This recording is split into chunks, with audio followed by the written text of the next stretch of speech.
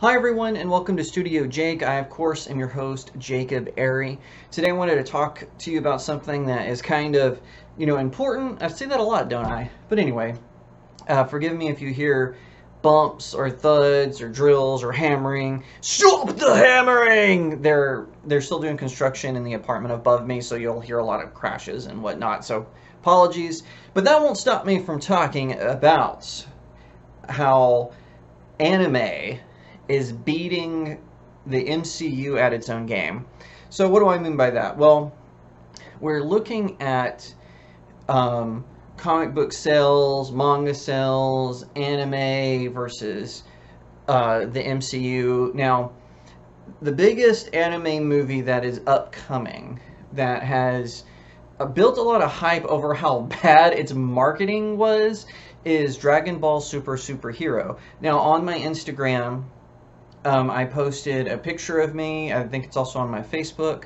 So the Instagram is Real Jacob Airy. The Facebook is Author Jacob Airy. And I'm coming out of the theater, and I'm not going to get. Don't worry, I'm not going to give any spoilers for the movie. I have a review that's coming out in a couple of days that will get more into the film itself. But one thing I wanted to talk about is, as I was watching this movie, I realized something.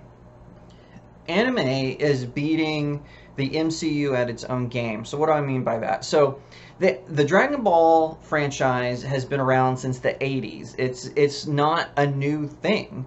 Now, it might be new to some American audiences, especially when Funimation and Crunchyroll kind of took over the dubbing, because there were other companies that had done dubs before. Harmony Gold, which is also known for the Robotech franchise, they did Dragon Ball, and then a Canadian dubbing company, they did I think up until the Cell Saga, if I'm not mistaken. I could be wrong about that. Don't hold my feet to the fire on that one.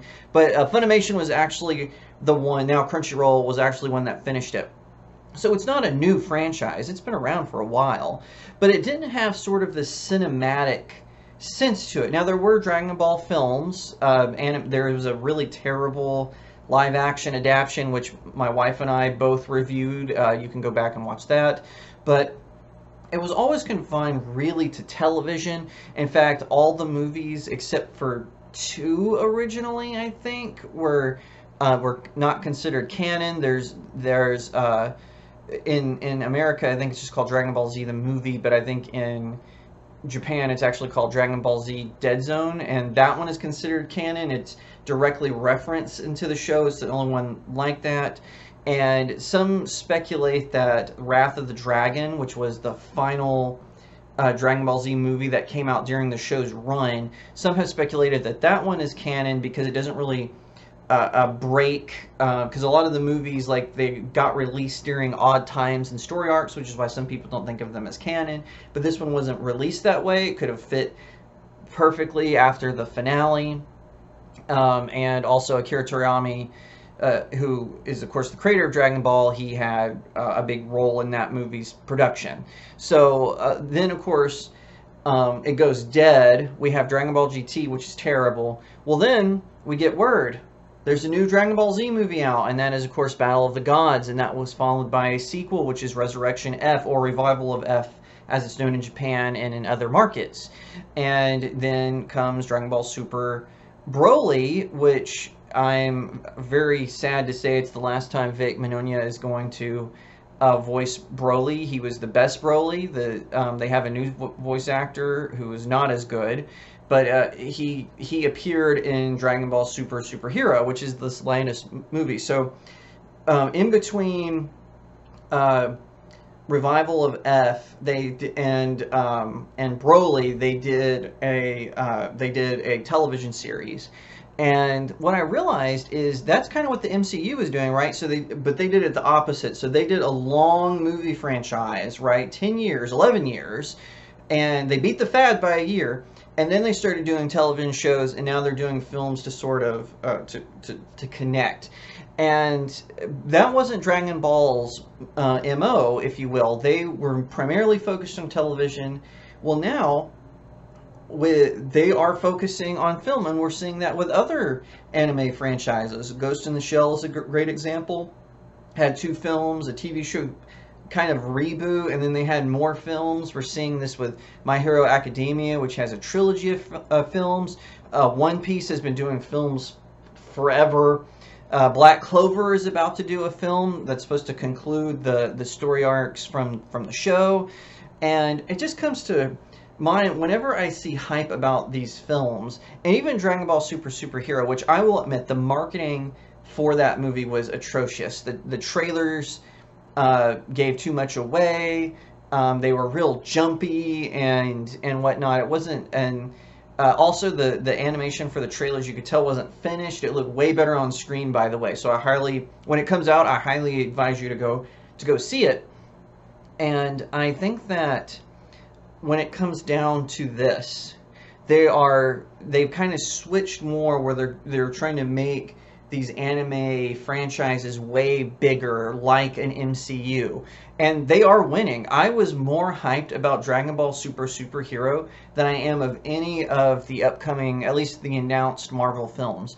Black Panther, Wakanda Forever, it was a mistake. They should have waited longer after Chadwick Boseman.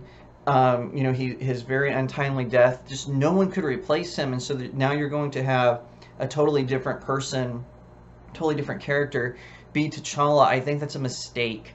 Now, I'm not opposed to I know some people are like, oh, the MCU. I am on that train. I don't think that a character should be gender swapped just for diversity points or inclusivity. But with the comic books, at least, there is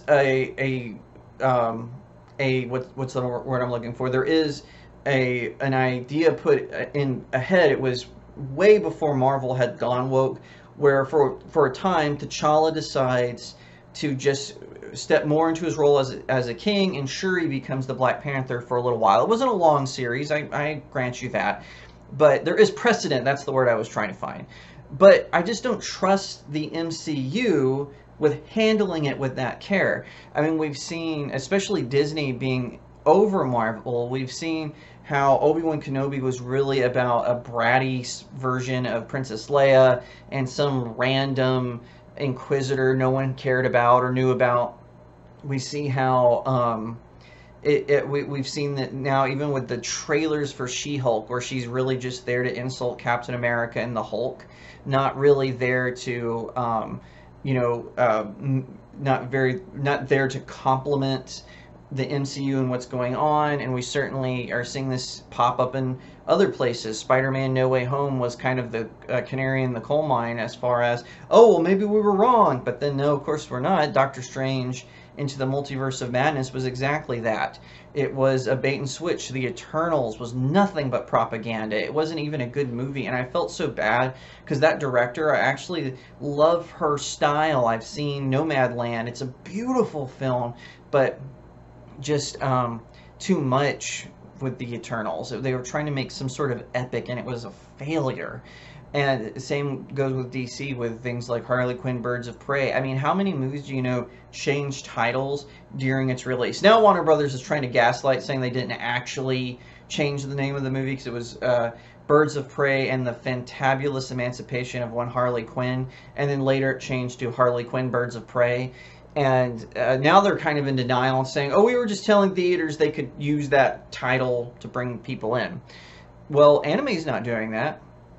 One of the big things that particularly Dragon Ball Z Dragon Ball Z fans liked is there's a character named Gohan, and he was really big in the Cell Saga and then the Majin Buu Saga, which are the final two main story arcs in Dragon Ball Z.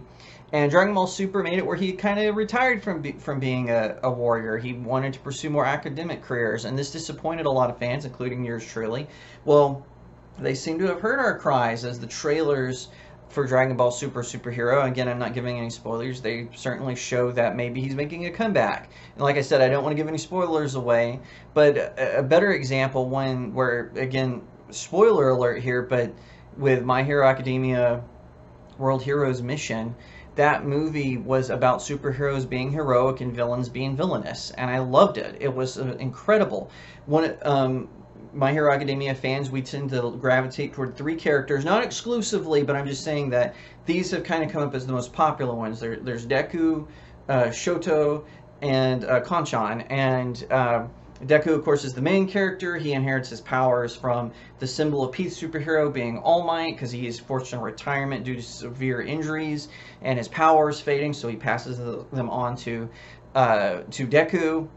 Kanchan was Deku's school bully, but now he's he's a hothead. He's got a lot of aggression and anger issues, but he's kind of stepping into his role as being a superhero. He can make things explode because he secretes like this special oil from his hands that can cause things to explode. And Shoto, he is sort of a prodigy superhero. His dad has always been the #2 superhero, and he controls fire. And Shoto inherits his father's ability to use fire and his mother's ability to use ice. And so he's always grappling with his identity, because his father wasn't really a good father starting out.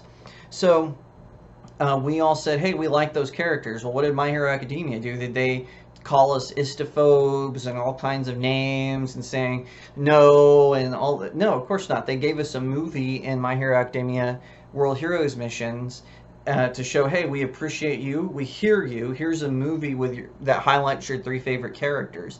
And I think that's pretty awesome.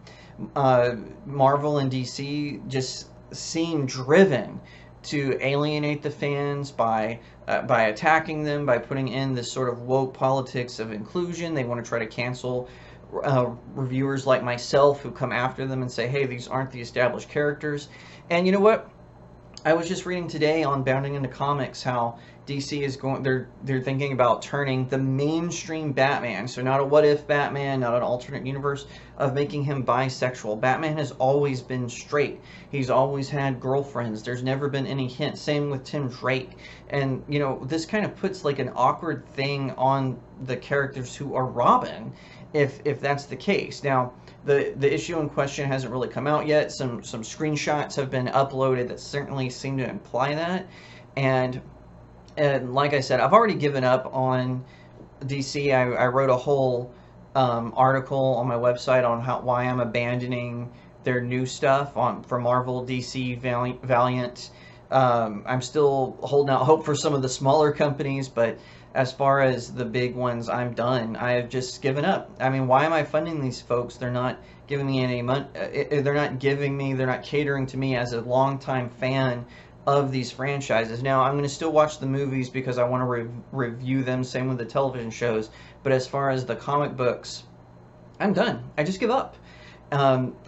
They're clearly wanting to cater to a social media mafia instead of to us, the fans who have been longtime readers, who have been there since, you know, in Batman's case, since No Man's Land, or since Superman Doomsday, or since, you know, the Ultimates, or whatever it is on the Marvel side, you know, Secret Wars, whatever it may be. And it's just so disappointing to see them go this route. But this is why anime is winning. This is why manga is eating comic book industry's lunch. And what's funny is the press, the mainstream press, they're trying to say, oh, hey, it's a good thing that manga, because manga is a part of us, pal. We're all friends. No, they're not. They were mocking anime and manga friends not 5 years ago. And now they're, I said manga and anime friends, I meant fans. They've been mocking them, and now they're all like, yeah, these are our buds. What are you talking about? But no, if you're looking for good superhero action, definitely check out Dragon Ball Superhero. I guarantee you will have a more thrilling experience. And definitely check out My Hero Academia World Heroes mission. Check out the show My Hero Academia if you need that superhero itch scratch. Same with One Punch Man. Season 1 is amazing. Season 2 is okay, but still better than anything that the MCU is putting out right now. And I just think that going forward, we're going to see anime continue to beat the MCU at its own game, and we're going to see manga beat comic books at their own game. I don't even collect comic books anymore. I'm mainly focused on graphic novels of older stories from writers like Chuck Dixon or Jeff Johns or Grant Morrison or Denny O'Neil. But as far as the newer stuff, I'm tapping out. It's over. It's done. I'm going to switch to writers who respect the fans, artists who respect the fans, and I hope that you'll come along with me. If you liked that video, please leave me a comment. Let me know what you think. Give it a thumbs up. And I would be honored today if you would subscribe. No matter what platform you're watching on, please subscribe. Hit that follow button. Share it out all over the place. And check me out on some of my other socials. I've got links in the description below. Also, check out my website, StudioJakeMedia.com, and consider supporting this channel on StudioJakeMedia.locals.com. It really helps us smaller creators out. I really appreciate it, and I'll see you next time right here on Studio Jake.